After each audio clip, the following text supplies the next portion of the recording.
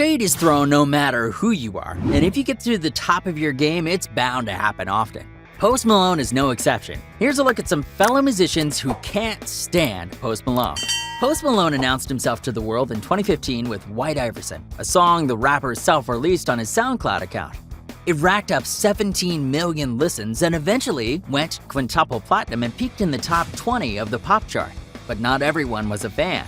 In March 2019, Yellow Wolf released a freestyle song called Bloody Sunday, a good old-fashioned diss track. The Alabama rapper went after seemingly everyone in modern-day hip-hop. He doesn't care for including rappers Machine Gun Kelly and G-Eazy, but he reserved his most pointed words for Post Malone. Just Post Malone, but he don't even rap. Fuck it, fuck Post Malone, just because to see if he answers back. Yellow Wolf rapped, quote, "F Post Malone, just because," and then went on to call Post Malone a poser biter, appropriation thief.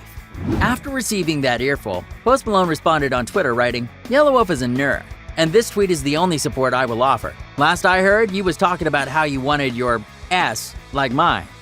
In an additional tweet, Posty kept the feud going by passive-aggressively trying to steal Yellow Wolf's backup musicians, quipping, "Let me know when your band is done with your dookie and wants to play some actual good music." Another person who didn't care for White Iverson was rapper Earl Sweatshirt, one of the era's most influential hip-hop figures thanks to both his solo work and as part of the boundary-pushing musical collective Odd Future. Earl took to Twitter to express his confusion over Post Malone's popularity, writing, "Just heard the song White Iverson.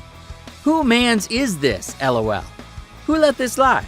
Post Malone embraced the feud in the making, briefly changing his Twitter profile to his sweatpants and tweeting, "I don't sweat, blankety blank."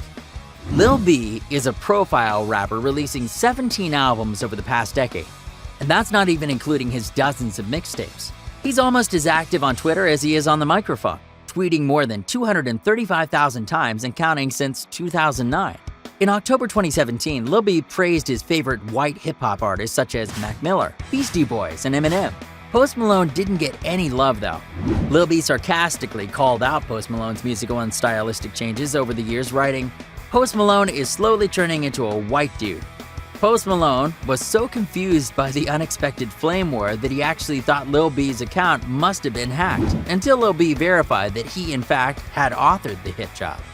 After pointing out that Post Malone's signature catchphrase, saucin, had been previously used by the rap duo Sauce Twinz, Nashville rapper Starlito told Hip Hop DX that he felt White Iverson was culturally appropriation right down to using the name of the legendary African-American basketball star Allen Iverson.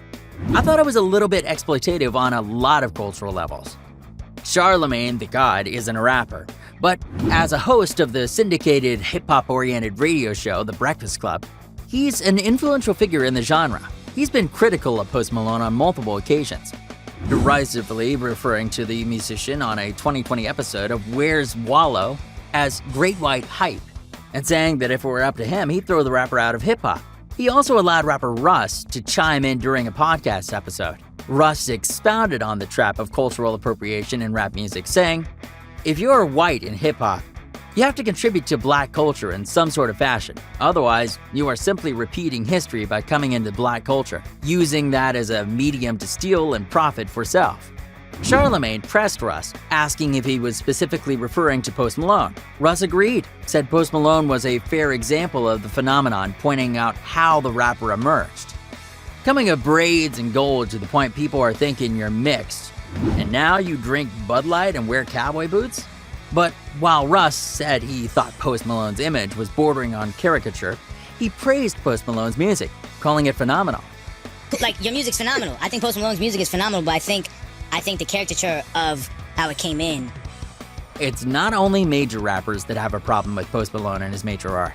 A little-known session musician also took umbrage with the rapper's music and asked the court system to intervene. In 2019, Post Malone scored one of his biggest hits yet with Circles, his fourth single to top the Billboard Hot 100. Canadian musician Tyler Arms played bass on the track, and he later sued Post Malone for royalties, claiming that he wrote some of the chords used in the song and thus should have been credited as one of the songwriters. Post Malone countersued. So far, no verdict has been reached. Other than that, a lot of musicians seem to dislike Post Malone. Check out one of our newest videos right here. Plus, even more Flex Offender videos about your favorite musicians are coming soon. Subscribe to our YouTube channel and hit the bell so you don't miss a single one.